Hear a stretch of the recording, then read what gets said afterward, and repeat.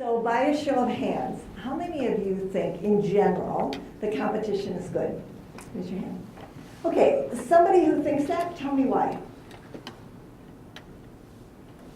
You're getting work. You're what? You're winning work. You're winning work. Okay, somebody else? You're what? Creating ideas. Constantly trying to increase value. Constantly trying to increase value. Okay, now let's do the flip side. In general, how many of you think the competition is bad? Okay, why? Anybody want to say? I think collaboration is where you really generate ideas. Okay, collaboration is where we generate ideas. Anyone else? Okay, all right. So I'm going to share with you some of the things that I've learned in my own life about competition. And we're going to really reflect a little bit. I'm going to share with you about how I came to some aha moments in my career. And then I'm going to tell you what the research says. So let's start about my own life. I was noticing, no matter where I worked, no matter what company, no matter what job, there always seemed to be somebody who was in intense competition with me. And sometimes it was really detrimental. In fact, at the point in time in my career when I decided to take a look at what was going on, it was very detrimental to my own career because this person was backstabbing and spreading rumors and things like that. So I took a look, and as any good problem solver and lean thinker, I started thinking, well, what's the root cause? And I realized, well, I'm the common denominator in all this. And I thought, is there anything in my life, is there anything that I'm doing that's creating this situation? And I believe that I gave myself an honest, unbiased look, and I realized, well, I'm not backstabbing, I'm not lying about people or spreading false rumors, but I know that I compete with people, and I know that I look at who's really, really good, and I compete. And so I thought all along that was my big secret, that like they didn't know that I was competing, but after a multitude of years, I finally realized, I bet they figured that out. And so then I thought, because this was a point in my career where it was detrimental, I thought, I'm going to try an experiment. And I'm going to see if I can change the situation. And the first thing I thought of was, well, if I am not as slick as I think I am, and they really can tell I'm competing with them, what overtly can I do to make them know that I would not be competing with them? So I changed my mindset. I said, I'm not going to compete with them. And then overtly, I started to do the things that you do if you don't compete with somebody. So I'd praise them publicly in a meeting. I'd share notes with them if they missed the meeting. I'd invite them to meetings that they maybe not have been invited to that were important. I praised them to people in higher powers. And over time, I saw that situation change. In fact, it changed so much that it became very powerful. And so then I thought, I wonder if I can go a step further. And so the next thing I started doing is when I saw somebody, because you only compete with somebody who's really good, right? So I'd see somebody who's really good at something, and then instead of, like that little gremlin, I'd say, okay, now what I'm going to do instead is I'm going to go to that person, and I'm going to say, boy, I really want to learn from you. You are really good at that. Can you mentor me? Can you partner with me? What can I give you with this so that we can share together? What can we do together? And what I found is that most of the things that you mentioned as being a positive of direct competition, I was able to get with collaboration. And in fact, even more, because now I've got a partner and I don't have a lot of those negative repercussions. So then I started looking at the research, and I thought, well, this is all well and good because it's me. It applies to me, but it doesn't apply to like people in general. And then I read an article, and it was a study of businessmen, and the author specifically said men because businessmen are so competitive. And they did a personality test, and they ranked on a scale how competitive these businessmen were. And they thought, well, the measure of success is salary in the business world. So then they did a correlation with their salary and their level of competitiveness. And they actually found an inverse correlation, which meant that in general, the more competitive the person was, actually the lower the salary, and the less competitive, the higher the salary. So I said, that's interesting, but maybe there's a wider application. But then I thought, well, but it won't apply to sports.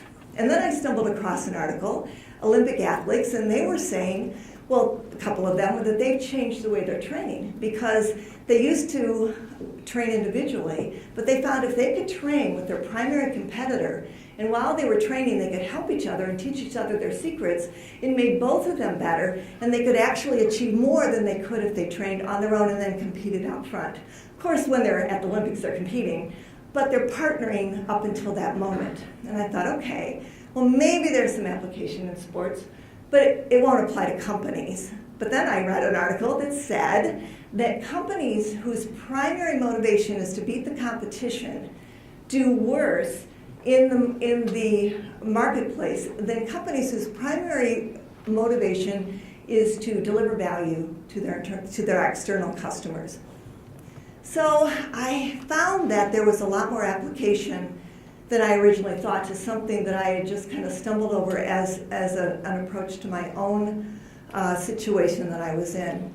So let me tell you what the people who study this have come up with. They say that anytime we want to achieve any goal whatsoever, there are only 3 ways we can go about it. We can do it individually, we can do it collaboratively, or we can compete. Now, of course, you can share some of those. You can compete and collaborate, or individual and compete. But in general, those are the 3 areas that you can work in. And so there have been a lot of studies over the years that have looked at those 3 areas. A few years ago, a professor did a meta-analysis. Now, a meta-analysis basically means that they take all the studies that have been performed in that field and they try to find some overriding pattern. So there were 122 studies in the field with those 3 areas, and this is the pattern they found. They found that no matter what they were trying to achieve, that a little over 50% of the time, if they cooperated or collaborated, that collaboration would beat competition and individualism.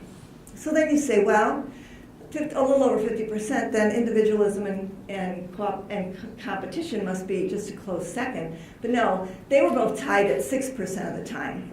And then all of the rest of the things were combinations of those 3 things. Like the collaboration could tie with competition in a study and that kind of thing. But in general, the primary finding was over 50% of the time, collaboration beat everything, and 6% of the time, individualism beat the other 2, and competition beat the other 6% of the time.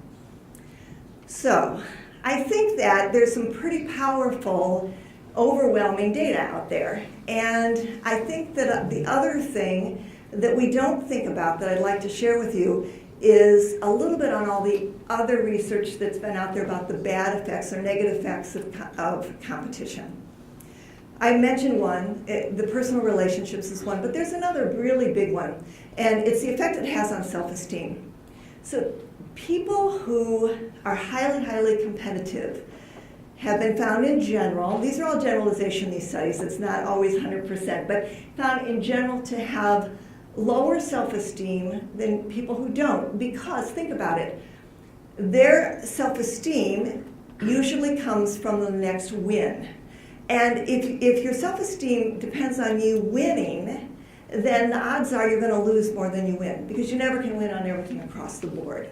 In fact, a study of teenage girls in California, a large-scale study of teenage girls in California on competition, found that they had higher rates of depression and lower self-esteem levels than teenage girls that were less competitive. So there is some downside that I think we probably don't ever give enough thought to. The other thing that I think is so interesting, you mentioned Deming a few minutes ago, John. Dr. Deming talked about extrinsic motivation. And those of you that know his work, extrinsic motivation, he always talked about if you reward people extrinsically with financial rewards for things that they should want to do internally, then you've robbed them of that internal motivation or intrinsic motivation. And in fact, if we are competing, we're trying to achieve something extrinsically. We're trying to win. And that actually works against trying to do it just to better ourselves. So those are 3 really big areas where competition plays a negative part in general in terms of us as individuals. So I'm going to close with a famous saying we'll all recognize. Vince Lombardi said, "Winning isn't everything, it's the only thing." And I would say that winning is great, and we can win in a lot of areas in our lives, but let's double think, rethink how we win, and maybe we can win this collaborating rather than just straight up competition. Thank you.